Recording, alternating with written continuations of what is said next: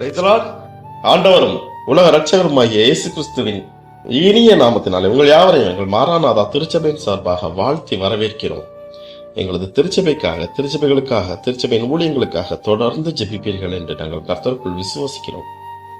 இந்த புதிய மாதம் முடிவிலும் நமக்கு கொடுக்கும் அவர் ஆசீர்வாதமான வாக்குத்தத்த வசனம் ஏசாயா தீர்க்கதரிசியின் புஸ்தகம் 58வது அதிகாரம் 9வது வசனத்தில், நீ கூப்பிடுவாய், கர்த்தர் மறு உத்தரவு கொடுப்பார் என்று இந்த அதிகாலை வேளையிலே உங்களையும் என்னையும் பார்த்து கூறுகிறார்.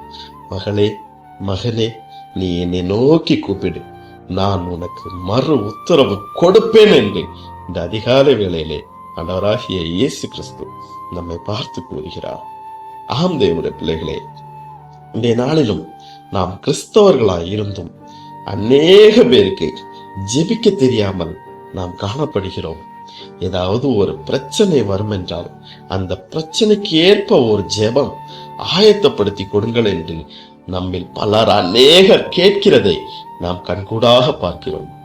ஏதாவது ஒரு பிரச்சனை காலத்தில், ஒரு துன்ப காலத்தில், ஒரு துயர காலத்தில் மட்டுமே நாம் கர்த்தரை நோக்கி கூப்பிடுகிறோம். அப்படி அவர் நமக்கு மறு உத்தரவு கொடுக்கும் போது நாம் அவரை மறந்தவர்களாக, அவரை விட்டு விலகி செல்கிறவர்களாக நாம் காணப்படுகிறோம். தேவனுடைய பிள்ளைகளை, நம்முடைய பாரம்பரிய ஜெபத்திலும் மற்றவர்கள் எழுதி கொடுக்கும் ஜெபத்திலும் அநேக பேர் நாம் நம்பிக்கை வைத்துக் கொண்டிருக்கிறோம். ஜெபம் என்பது சொந்த தகப்பனிடத்திலே பிள்ளை மனம் திறந்து பேசுவதை போலாகும். கர்த்தர் ஆடம்பரமான ஜெபத்தையோ எழுதி வைத்து வாசிக்கும் ஜெபத்தையோ அவர் ஒருபோதும் விரும்புவதில்லை.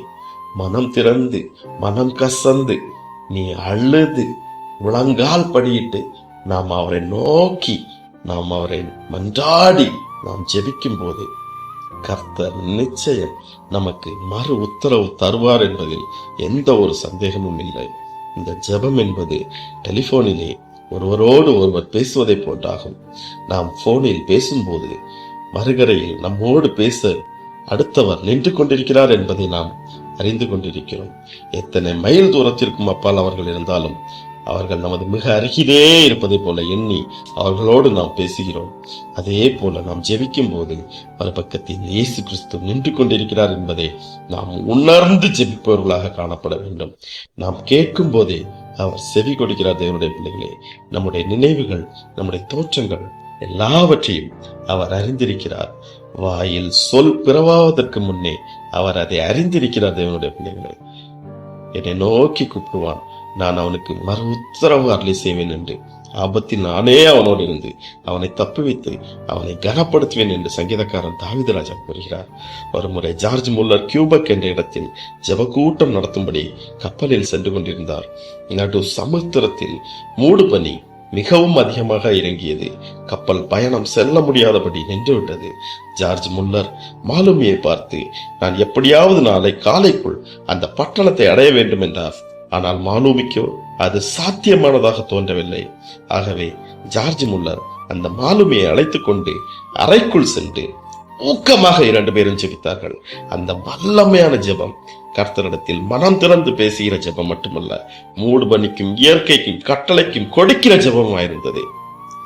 அவர்கள் நீண்ட நேரம் ஜெபித்து விட்டு வெளியே வந்த போது அங்கே மூடு பனி எல்லாம் விலகி இருப்பதை கண்டார்கள். கப்பல் மிக வேகமாய் சென்று குறிப்பிட்ட நேரத்தில் நகரத்தை அடைந்தது. கர்த்தர் தங்கள் ஜெபத்திற்கு பதிலளித்தவர்களாக ஜார்ஜ் முல்லரும் மாலுமியும் கர்த்தரை சோஸ்தரிக்கிறார்கள். தேவ பிள்ளைகளை, நாமும் ஜெபிக்க கற்றுக்கொள்வோம். நாம் கேட்கிறவர்களை கர்த்தரிடத்திலிருந்து பெற்றுக்கொள்வோம். கர்த்தருடைய நாம மகிமைப்படுவதாக. ஆமென், ஆமென். ஆம் தேவனுடைய பிள்ளைகளை, இந்த நாளிலும் நாம் அவரை நோக்கி கூப்பிட்டு அவருடைய ஆசீர்வாதங்களை, அவருடைய வல்லமைகளை நாம் பெற்றுக்கொள்வோம். கர்த்தருடைய நாம மகிமைப்படுவதாக. ஆமென்.